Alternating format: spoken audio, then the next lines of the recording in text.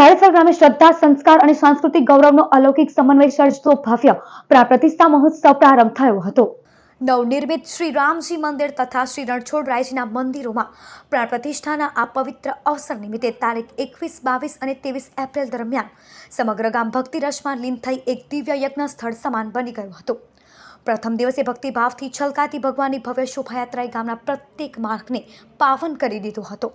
ગામની માતા બહેનો દ્વારા પરંપરાગત ભારતીય સંસ્કૃતિના સૌંદર્યને વ્યક્ત કરતી અદ્વિતીય રંગોળીઓ ગામના રસ્તાઓ પર અંકિત કરી જાણે ધરતી પર ભક્તિનું કાવ્ય લખાયું હોય તેવો અહેસાસ કરાવ્યો.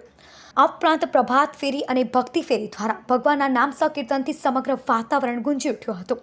આ પ્રસંગે ગામના આગેવાનો તથા મોટી સંખ્યામાં ભાવિક ભક્તો જોડાયા હતા.